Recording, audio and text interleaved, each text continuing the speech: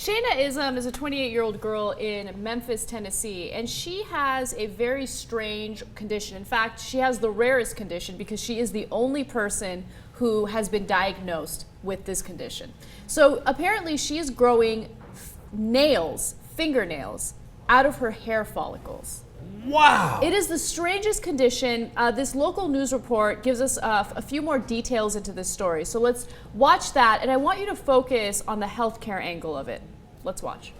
They tested me from A to Z. Everything was coming back negative. In August 2011, Isom was accepted into Johns Hopkins Hospital in Baltimore.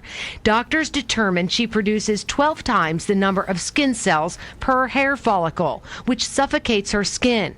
Instead of hair, her skin follicles produce human nails. Where hair grows, nails are growing. As of right now, I am the only one in the world with my illness. Doctors have been able to control her symptoms, but Isom's mysterious health crisis has caused a financial crisis. Her state-issued insurance doesn't cover her out-of-state care and only covers 5 of the 17 medications she's prescribed. She started getting these symptoms after the doctor gave her some sort of steroid to deal with her asthma attacks, and she thought, oh, it's just like a weird skin condition, it's going to go away. But it didn't go away, it just continuously got worse. I just don't want you to be like super flipped out by the lady. Sometimes it's the different things that are, that happens in nature is my point. Now, of course, within our context, we want to help her because obviously she's having huge problems here.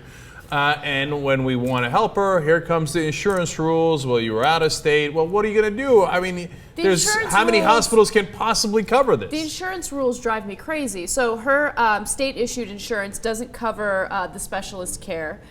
So she has to pay for a lot of things out of pocket. Why does she have to go to a specialist? Just go to the neighborhood, I'm growing nails instead of hair doctor. Right, yeah.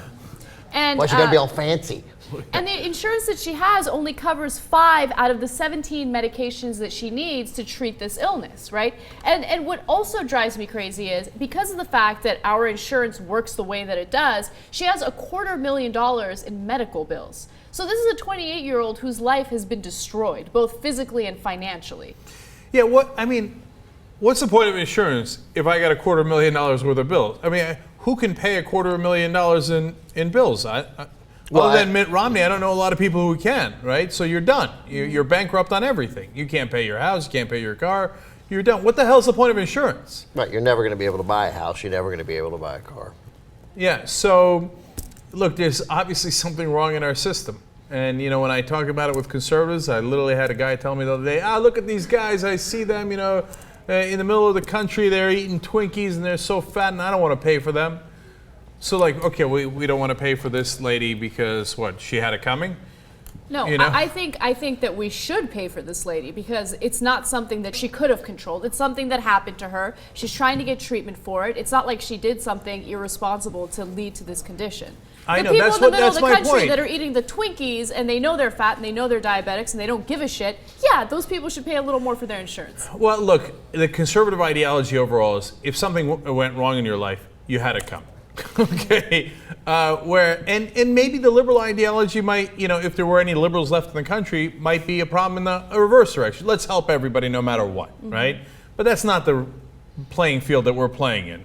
We're talking about people who are saying, hey, listen, if you're going to pay for insurance, you should at least get insurance, right? That's the reasonable middle course ground. But now that's not how an insurance system works. They think, well, no, I want to take your money, but when it comes to paying out, I don't want to do that. Yeah, and we let them get away with it. Exactly. And I don't know what her insurance was, but exactly, of course, the state-issued insurance. But, like when I get insurance, I leave myself with a pretty high deductible, and because all I want is I get hit by a bus, I get cancer.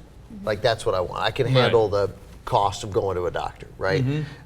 So, this is literally what that should. There's no more getting hit by a bus or getting cancer than I'm the only person on the planet with this disease, and doctors all over the world can't figure it out. It defies the logic. What's the point? Just get rid of your insurance. Just don't have it. Yeah. Just go to the ER. Last point on this is that before Obama's health care plan passed, you have lifetime caps. So that's another thing that, among the 108 different ways that your insurance screws you. So they say, to your point, Ben, all right, let's say you hit $1 million in your treatment. You have a rare form of cancer, whatever it is, or an aggressive form of cancer, which is perfectly normal. That happens all the time, right? They're like, well, you hit a lifetime cap. So from here on out, you're dead. Right. Okay, but wait a minute. That's crazy. Then again, what's the point of insurance? And so what the healthcare plan does is it fixes that. Now, it's got a lot of other problems, but at least it addresses that. And the Republicans say, oh, no way, no way. Let private insurance handle it because we're number one. And no matter what we do, we're number one. And so our system, since it's the best, must by definition be right. You know, insurance is especially catastrophic when it comes to our health, right? But I feel like insurance in every element is always a complete and utter failure. Doesn't matter if it's car insurance, home insurance, you pay into it every single month, and then finally when disaster hits, you get into a car accident or something happens to your home and you need them to come through for you, they're like, yeah, except no. How about you pay us like $10,000 and then maybe we'll kick in some funding for you? Just quick. Drives me crazy.